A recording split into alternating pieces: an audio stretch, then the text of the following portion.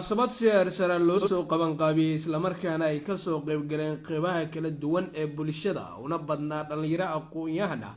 ayaa taageero loogu muujiyay musharax madaxweyne Dr. Cumar Cabdiqaadir Axmed Fiqi. dhalinyaradan ayaa musharax madaxweyne ku sifeeyay inuu yahay shakhsi ku caanbaxay wax u qabashada dhalinyarada iyo caawinta daryeelaha dadka masaakiinta ah.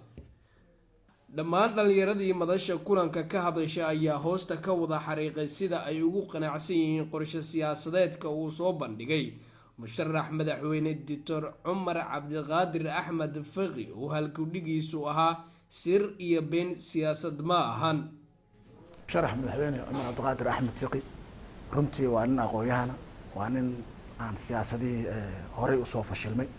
aan ka soo muuqan, waa nin ganacsato ah, marna kamid ah dhaqaatiirta, marna kamid ah ganacsiga. waa nin aad iyo aad bulshada u jecel inuu maaragtay hal abuuro shaqo abuur u sameeyaa inuu kusoo kordhiyo sidii barnaamijkii shaqo abuur ee bajaajada dhalinyarada maanta 100% ay ka shaqaysanayaan iyagoo baajid wato. runtii barnaamijkaas hadduu keeni lahayn ma suurtooyin dhalinyarada inay maaragtay dalka ku nagaadaan, waxay sameyn lahaayeen inay tahriibaan badaha ay ku dhamaadaan. laakiin ilaahay ka sokow Cumar Cabdiqaadir Axmed Fiqi oo gartay in magaalada Muqdisho ay bulshadeeda kor sameeyayso, magaaladiina ay urbanization ay sii fidayso, hal abuur bajaajadaas ay ku soo kordhiyay. haddii maanta madaxweynaha Soomaaliya Jamhuuriyadda Federaalka Soomaaliya 4 sano soo socota oo ku guuleystana waxaa aaminsanahay inuu isbedel ka duwan isbedeladii laga filayay musharaxiintii hadda ay guuleystay talada dalka soo qabtay. waxaa maanta farxadii ah inaan dhalinyaro mataqaanaa qurux badan oo u diyaarsan inay mataqaanaa ay codkooda amba mataqaanaa ay sheegeen juhdigooda, awoodooda iyo aqoontooda ay isku geeyaan inay taageeraan musharax madaxweyne aan rajaynayno inuu xilka qaban doono 2021ka musharax Cumar Cabdiqaadir Fiqi wuu u qalmaa in la taageerno mudan yahay. waxaan filaynaa oo mataqaanaa cad inuu yahay musharax waxa uu ballan qaaday ka dhabay doona insha Allah oo dadka Soomaaliyeed bulshada Soomaaliyeed meel kasta joogan ay ku diiran doonaan, ay dhihi doonaan kii mataqaanaa dibkii aan soo marnay kii naga saaray ay dhihi doonaan. dalku xaalado badan oo soo mara oo kala duwan alxamdulillah hadda meel fiican ay wax marayaan, haddana waxay u sii baahan tahay rag dhaqaajiyo oo meesha hadda ay joogto ka sii dhaqaajiyo. marka sida meesha ku cad ama aan rajaynayno Cumar Cabdiqaadir Fiqi waa musharax aqoon-yahan ah, haddana ganacsade ah. tan kale bulshada wax badan ka yaqaan, qofku markuu ganacsade yahay meel badan oo mari doonaa, bulshadana wuxuu ka yaqaanaa. sidoo kale waa dhaqtar oo mataqaanaa ay sheegeen bulshada wax badan oo mataqaanaa soo caawiyay, soo garab istaagay. waxaan rajaynaynaa waxa uu noo ballan qaaday in ka badanba inuu mataqaanaa uu qaban doono hadduu Ilaahay yiraahdo. mas-uuliyiintii kala duwanaa ee goobta ka hadasha ayaa waxaa ka mid ahaa Cabdullaahi Cabdi Kuutaale oo ah gudoomiyaha isbahaysiga isbedeldoonka kooda Luuli oo asna aragtidiisa la xiriirtay taageerada musharaxa halkaasi ka jeediyay. runtii waxa la isweydiin karaa war maxaa lagu doortaa ninka kan. dad badan oo musharaxiin ayaa jiraan, muxuu kaga duwan yahay Cabdiqaadir Cumar Cabdiqaadir Axmed Fiqi muxuu kaga duwan yahay raggaas? maxaase xisbiyadu qaasatan xisbiyada dalka ka jira ee nasiib darradu ku dhacday ee la yiriyay maaragtay doorasho dadban baa la gelayaa ayagoo muddo ka soo shaqeynayay inay galaan doorasho qof iyo coda. runtii wuxuu kaga duwan yahay dhowr arrimood oo horta musharaxii ugu horeeyay intaan anigu taariikhda ogahay manifesto qoran ummadda u soo bandhiga. waxaan filayaa dad badan oo adinkeyn kamid ah akhriyay. waxaa kamid ah manifestadaas gabadha walaashay ay ka dhawaajisay dhowr arrimood oo ay ugu horeyso in maxaan ku yiraahdaa biyo nadiif ah la helo. dadka Soomaaliyeed kuma baraarugsana biyaha hadda mubasaxooyinka la sameeyo warshaduhu dad bay kaliya fariisiyeen. marka horta in qofka Soomaaliga uu biyo nadiif helo oo fayadhowr la helo oo macnaha arintaasi lagu waajibiyo ceelasha waa arin muhiim jiddan, wax weyn ay u baahan tahay male. waxaa kamid ah in qof labada qofood oo ismaharsanaysa uu maariyo khaali sharci u haysta.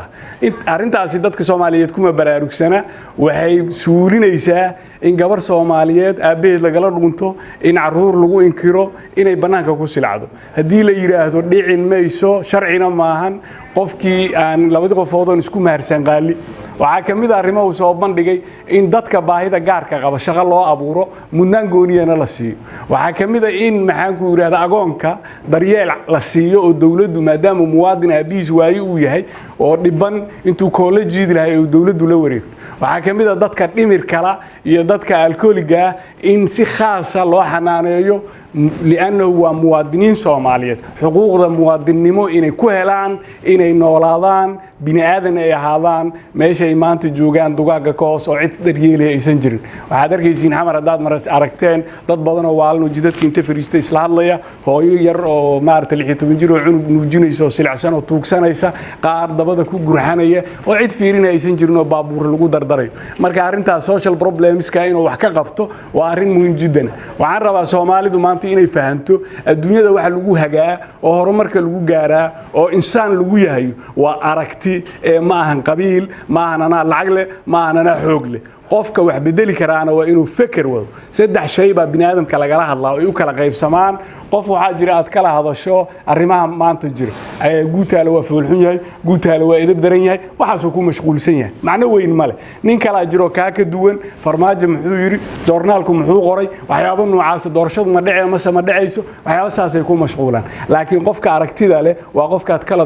kala hadashaa fikirka diintaana noo sheegaysa oo Ilaahay subhanahu wa ta'ala wakiilaha anbiyada markuu ka sheekaynaay ulil aydi wal absar waa dad fishin leh ficilna ku dar dadka loo baahan yahay marka Soomaaliya waa dadkaas inaad doorataan ma ahan inaan doorano anagu waxaan ku taageeraynaa ka xisbiyahan qofka Soomaalida siyaasadeedu waa siyaasiyiinteedu hadal weyday wada هذا الفاروق وحكوا لي دوره وأكو دورته محدية أنا كوك ورعقلي معه وحن كوجو دورنا يشاك وحن كوجو دورته ضل كان كبدل يشاك مركوين البراروكتان ومدة الصومالية تريادو ما مدونينو نين هذا الويد وتا مدونينو نين بين نو شيء أنا سلوغن سكيسة وحكم إذا سيريا بين سياسة معه بريور ولا لا يابو هل السياسة بين شيء معقول بمهم لكن وجهada diinta islaamka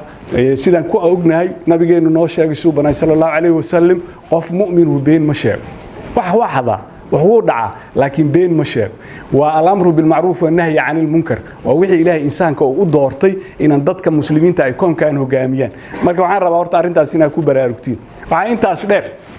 oo maalintii uu musharaxu soo bandhigayay uu noo sheegay musharaxnimadiisa inuu ka duuli doono 9 qodob oo ugu horeyso dastuurka in la dhameystiro laguna dhaqmo sharcigan asiga laga dhirindhiriyo hadii aan dastuurka lagu dhaqmaynin wax walba nin walba gacantiisa isaga suubsanay waxaan noqonaynaa dad ku dhaqma dhaqanka darwiin ninkii la dhigi jiray oo ahaa sida loo kala xoog badan yahay loo kala qurux baday sida loo kala xoog badan yahay naagaha qurxoon loo xoogay in ninba ninka ka xoog badan yahay uu dilo si uu maaragtay suuq magac u yeesho waana dhaqan aan insaanka ku haboonayn oo gaaladii xataa ka kortay waayo madaxweynuhu haduu sharciga iska meel dhigo oo soo yiraahdo doorashada saan rabaan u qabsanaya ama qofkan rabaan xiraya da sharci shaqeynaya ma taa marka si looga gudbo waa in aan system oo political system aan yeelano kana weyn dadka wuxuu ku xijiyay in rule of law oo shaqeyn doon in sharcigu taliyo hadda marka sharciga talintiisa macniyeeda ina fahantiina raba sharciga talintiisa waxa way maxamed Cabdullaahi Farmaajo mudanaha ah madaxweynaha maanta iyo guutaale in sharciga u sinaadaan jidka Makka al-Mukarram oo leeyga celiya asuguna oo mara wax qadar oo sharcigeena loo sinay horta waa in fahankeenu kor waa in jidadka gabdhaha burburay oo meeshan ay siyaasiyiintu ma maraan ceelgaab saas markuu u dhawaaqo mootadu dhacdo gabdhaha caruurta ka soo dhacay isaguna jid gooniyo maraya waa maxay ka mid tahay taasi waa sharciga lagu tumaray marka waa in fahankeenu kaas oo ka koro oo helno rule of law inuu shaqeeyo sharcigu waxa uu heliyo oo aad muhiim u ah uu sheegay inuu la dagaalami doono musuqa siyaasadda Soomaaliya waxa ka dhax bilaawmay waxaan qornayn dadkuna ay ku dhaqmaan xildhibaan noqo waa dhergiisa degmaha lagu magacaabo guri dabaqaad dhisanaysa wasiir noqo dameelay ku qorantaa ma jirto boobki waa u jeedaa dadkii mana dhahayaan hal qabto waxaan nasiib daraa xamar in laga helay dhowr gudoomiye degmo oo dabaqyo leh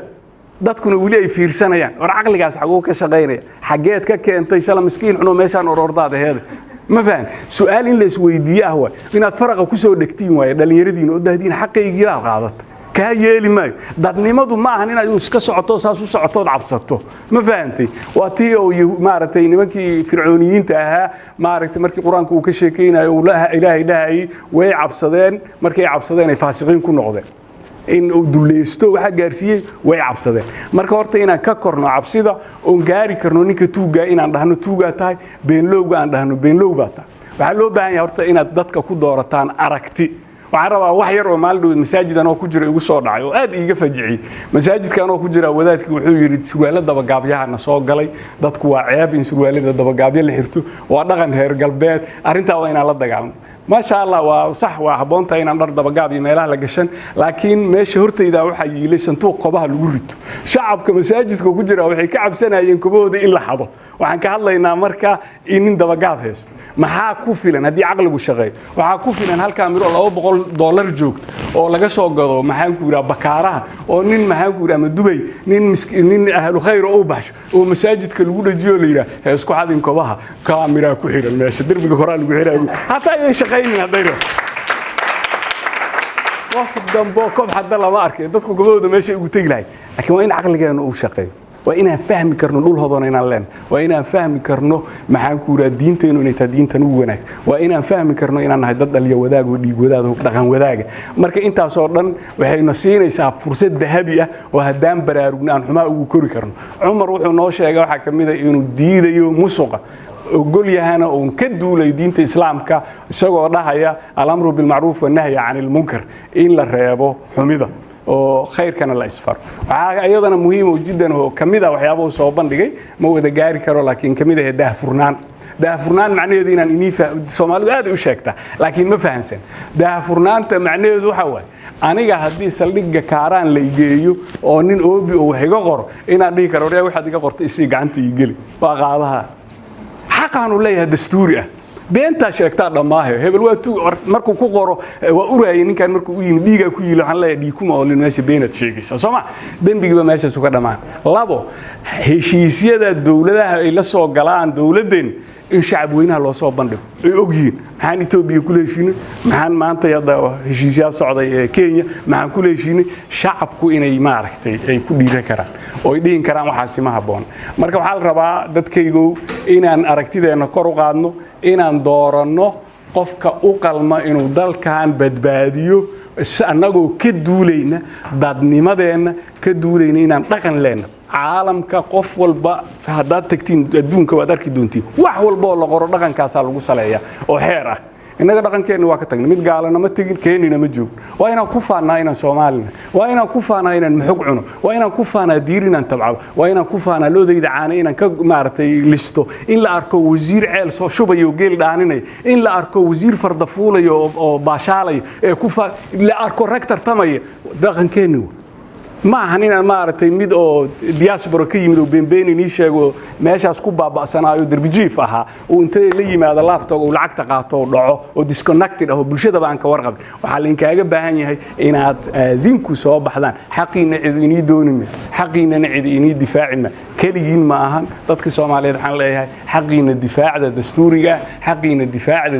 دينتو إنكو أجيبين يسو حقينا الدفاع ده هدلكين يدتكين يدينتين إن أدوش غيسان دتكي ما أعرف طفل بصومالي حلكة صاغبتي كل حسابته ما وحي أمدا نصوتر هدوم مدين حلكة الله قدر هدو سن مدين هلا يراها مايا أنا وحنا ربنا ونك أسكت دورنا إن هدان حزبيتنا نظام كديمقراطيشن كا أو قضب كو سجالاتها إن وضن كان لجارسيو نظام ديمقراطي وحوا تلوداق واي أصلها مركي صومالية الله معناه والله بنقول أرتديتين إنه هيرجع وحنا ربنا إن قبل كلا دورت دجمة لا دورت maxaan ku yiraahdaa iskuulka ay ka dhacdo doorasho waalidiintu ay isdoortaan guddiga ay leeyihiin iskoolka ku xiran masaajidka ninka imaamka noqonaya in la doorto 10 sano iska ka haysana wuxuu rabo jeeda ninka imetelaya ha heesto ogolaanshahiga waa arrin diin islaami ah quraanka ay ku taalo amru mashura marka waxaan rabnaa waa maasantiin juhdiga aad soo bixiseen walaaltinimada aad meesha ku timaadeen xaruntu waa inii furan tahay waa la soo kala horeeyay waanu wada leenahay aragtidan waxaan rabnaa inaan dalka u adeegno iyo dadka diinta ninkaasna arintaas uu wataa sidaas anagu hadaan xisbiyadana ku